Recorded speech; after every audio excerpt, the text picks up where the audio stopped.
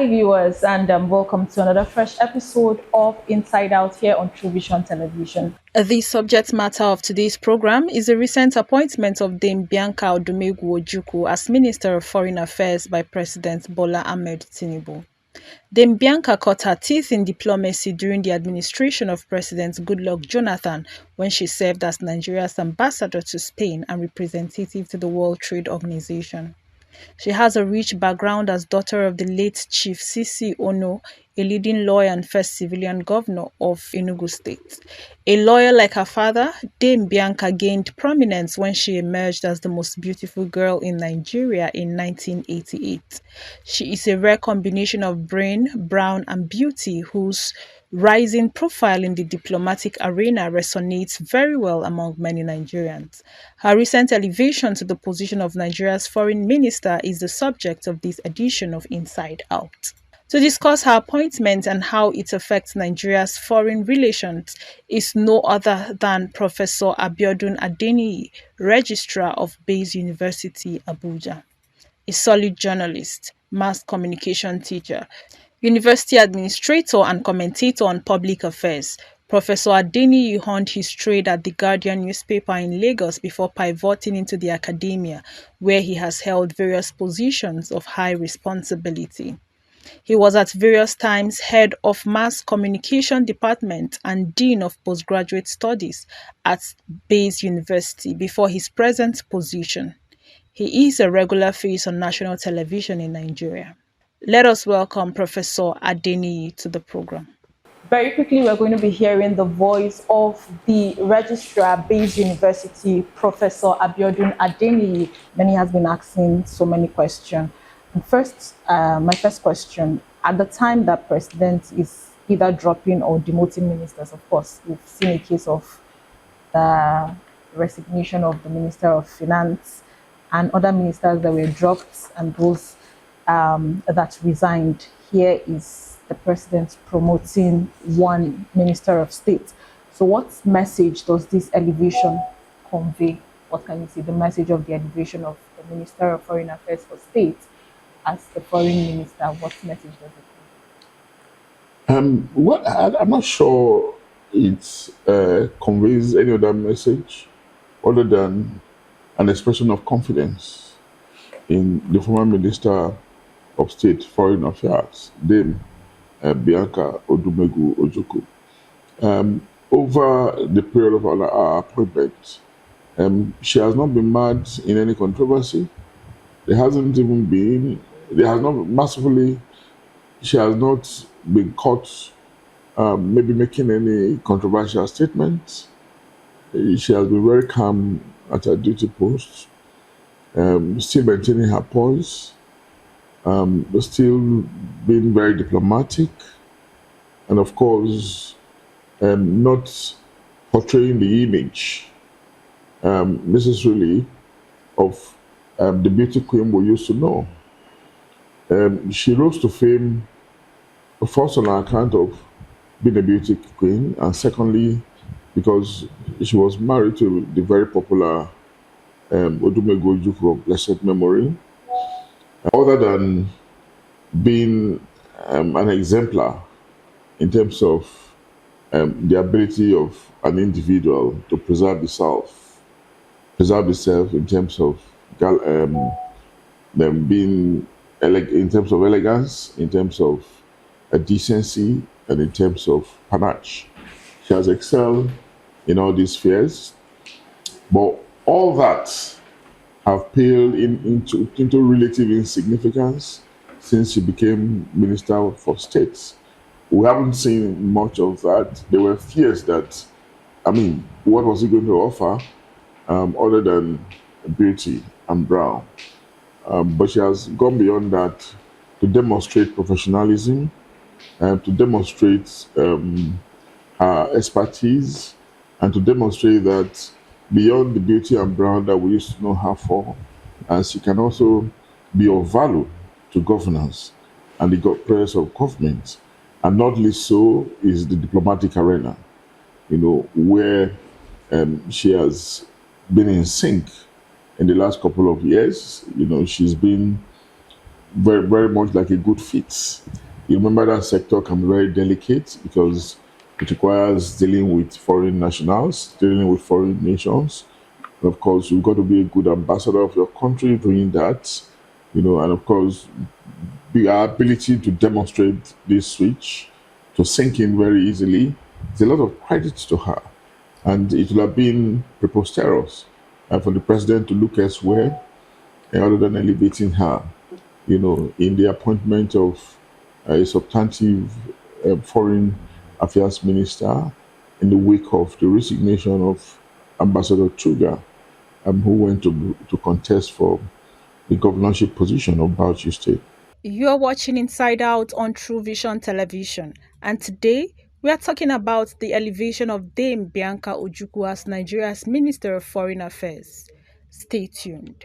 All right, sir. Speaking about her relevance in governance and diplomatic affairs, of course, she was one-time ambassador of Nigeria to Yeah, Spain. yeah, So, absolutely. under President Tinubu as chairman of ECOWAS, the body witnessed unprecedented situation where some countries pulled out of ECOWAS. So, what can the new minister do to restore Nigeria's leadership role as a uniting force and benevolent big brother to say in the sub-region? I think Nigeria has been doing quite a lot in this area.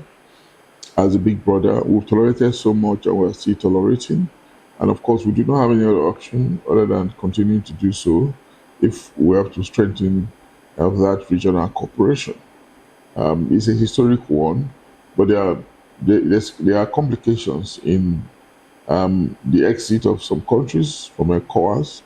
We know that by and large it's going to be a temporary thing.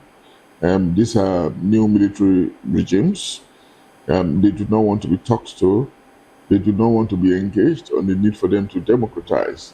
And for them not to be engaged, they think that the easiest way is to exit the group that is pressuring them to democratize.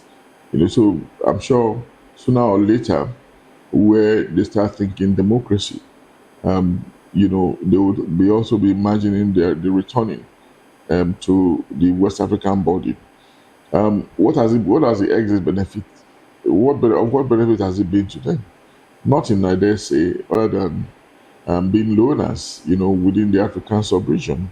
All over Africa, in fact, all over the world, we see nations trying to associate, and the continent that needs it most is Africa, considering the many challenges, the many crises that we are immersed in, and against the background of the fact that no nation can actually do it alone. And because we have common histories, common cultures, common traditions, there's a lot of cross-country movement amongst our peoples. And if government, is not responsive, if government does not step in to assist its nationals in smoothing relationships among these countries, it's not going to function well. It simply means that the governments are not being responsive once more to the yearnings and aspirations of the people.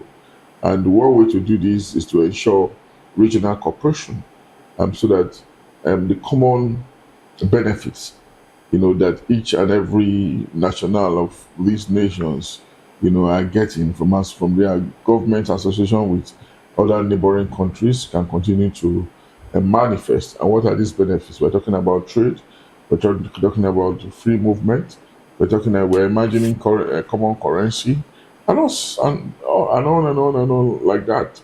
So, because of our common histories, before colonialism started, and which is even still continuing, even as we speak, we cannot discontinue the place of cooperation, and cooperation can only be fostered at the level of government. So exit or no exit, ECOWAS has no option other than to remain united. And even those fellows who left, like I said, are going to come back. Just a matter of time. Do you believe with our leadership we can be able to? Yeah, Nigeria is doing a lot. Like I said, we're the most populous. Our potentials are immense, and of course, our government is also being very reasonable in its approach to these recalcitrant countries. I mean, reasonable because earlier on they were thinking about force, but of course there was a deviation from that line, which would have been unfortunate anyway, and diplomacy was resorted to. Diplomacy is continuing. You know, it is sad that they left, but diplomacy is continuing, and Nigeria has a big role that to play, even continuously. We've done it in the past, and I do know there are certain things that government does that may not be in the open in terms of quiet support, quiet, what do you call it now, assistance, not only in cash but also in kind. The technical aid core is still there, and so many other things that we may not be able to list now. All right, sir. So, on the occasion in recent times, speaking of diplomatic relationship, Nigeria suffered diplomatic embarrassment over restoration of visa by the United Arab Emirates, and then when the country's Air Force officers and aircraft were detained in Burkina Faso. So, how can the new minister ensure that such embarrassing situations are averted? We could also include the restriction from US on Nigerian citizens. What can the new minister do in order to ensure that these embarrassing situations are averted in the nearest future? Those things that we see happening are just the desire of nations to be protectionists. Nations would take remedial, short, long-term steps, to protect its territory. Although some of them might be premeditated, some of them might be mischievous, but the important thing is for the affected nation or the nation being supposedly victimized to respond diplomatically. And that's what Nigeria has been doing. And beyond that, it's also to say that nations, a country that is affected, like Nigeria was affected, it's also important for them to look inwards, introspect, see what they are not doing right that is leading to some of these, some of these experiences. I won't call it embarrassment, and ensure and make sure that we increase our influence, our reputation in the community of nations, so that other nations will also respect us and will not want to do some of those things against us. Having said that, there's no big deal if a country is saying that we're not going to grant visa to your country. You stay in your country and make it better, and so that there will be limited need for you to go elsewhere, even though the need to go elsewhere might be a continuous thing, consistent with historical and current realities. And for the one who is using our aircraft, so what's the big deal? The aircraft have been received has been retrieved. We went there, we explained to them we were not on a spy mission. Those things happen. If we want to retaliate, if we want to go primitive, we can do a lot more to them. But you do not say because you are an elephant, you just see an ant, they want to maltreat it. That ant too deserve life. So diplomacy is always better in international politics, and in the absence of diplomacy, what you see is conflict and even war, and that is much more destructive. That's why some nations have ruled at war, completely, a solution to transnational or cross-country problems. What is most important is to grow your ability to engage, and from engaging, of course, there will be solutions. You're watching Inside Out on True Vision Television, and today we are talking about the elevation of Dame Bianca Ojukwu as Nigeria's Minister of Foreign Affairs. Stay tuned. All right, I'm speaking about diplomacy and handling issues like this. Currently, there is a xenophobic attack in South Africa against Nigerians and other African nations. What do you think the foreign minister is going to do in order to safeguard the lives of Nigerians? Yes, there are obviously Nigerians in South Africa and vice versa. And we know that South Africa as a country is one that has a very good relationship with Nigeria. And here is what we are seeing. So what can the foreign affairs minister do coming in as the minister now in order to be able to curb this? Yeah. First, the Nigerian minister has a lot of work to do, but she's not alone. Forget that she's just acting for the president and by extension the nation. And apart from her, of course, there's this chairman of Nigerian Diaspora Commission, or organization. apart from engaging with the government of our country, I do not know what else she can do. Engagement will have to be continuous. And the government of that country too, they need to educate their own people. Frustration is actually the cause of all these things. This xenophobic attack, which they call query.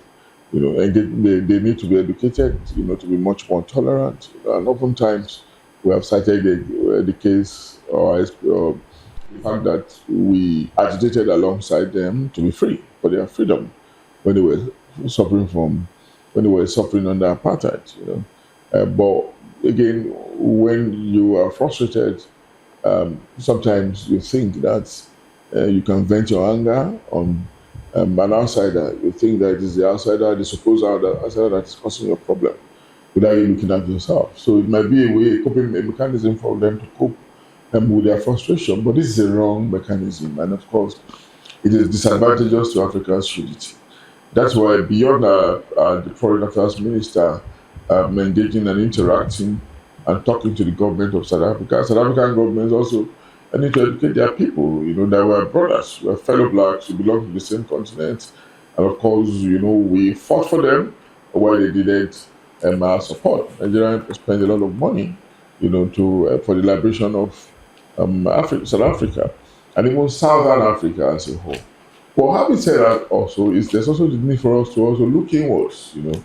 What are we doing wrong that is making our citizens to externalize their hope? Why do we think that Nigeria is a hopeless country, and for us to be fulfilled, we have to travel? And why can we not actually judge properly? And we just think that any nation at all can be a destination, irrespective of the hostility of that nation, as exemplified by South Africa. So that's also very, very important for us to begin to imagine. I do not see any country, for instance, maltreating citizens of United States of America in their climb, or citizens of Great Britain in their climb, or citizens of France in their climb. You know, this is because they have answered the questions that I was pointing to. Make your own nation, your local environment conducive. And how do you do this? Provide jobs, provide education, provide good health facilities, provide roads. Do not embezzle public funds, govern well, and let there be safety of life and property. When all these things are guaranteed or marginally so, or even when there are pointers to it, I doubt if citizens will want to risk their lives to hostile nations, like South Africa has portrayed itself to be over the years. Very, very unfortunate, and even beyond what this now I've said, regional bodies, like African Union, they have to be concerned about this, and they have to do a lot more than they are doing, to prevent people who are hostile to other nationals and from the same Africa, to desist, because it's barbaric, primitive, and should be discontinued. You're watching Inside Out on True Vision Television, and today we are talking about the elevation of Dame Bianca Ojukwu as Nigeria's Minister of Foreign Affairs. Stay tuned. All right, sir. This will probably be my last question. So, the new foreign minister is said to come from the southeastern part of the country, and of course, we know that this is a place that houses the IPOB. Which is quite a sensitive issue currently. So the IPOB agitation and the jailed leader Mazin Nnamdi, who released, she had strongly conversed and prior to this conviction. So how do you think this will impact her role, particularly when she is to defend the policies of the federal government? Again, that's where diplomacy comes in. Nigeria is a multi-ethnic society. Even the southeast is not necessarily monolithic. There are differences in geography. We have Anambra, we have Enugu, we have different dialects of Igbo. So differences persist. As a leader, you just elevate yourself above those differences. And talk about peace, talk about good neighborliness. And examine critically what is behind the agitations of iPod and try to attend to them. She can speak for iPod, but it depends on the word that she uses, or that she's going to use. if you use the right word, if you use the right word, nobody would think that she's been pro-Igbo and anti-Nigeria. But if the right words are not used, of course, those downsides may emerge. But I trust her to be a civilized, educated, aristocratic person, and to do well in managing the dimensions very well. And of course, there's a way in which she's also seen as an Igbo leader. And I'm also confident she will not disappoint in that respect. But there was a reason why she was appointed in the first instance. And this is partly because, she's a notable person, wife of a former notable person as well, And because of her rich pedigree, she's going to bring something meaningful to the table. She's going to add value to governance. And I think she's doing so. So because of her respected, reputable nature, I don't think she's going to shirk that responsibility. All right. Thank you very much, sir, for your responses. You really did great to all my questions. Thank you. Thank you so much for joining us. Don't forget to keep watching True Vision Online Television, the platform that democratizes the media space.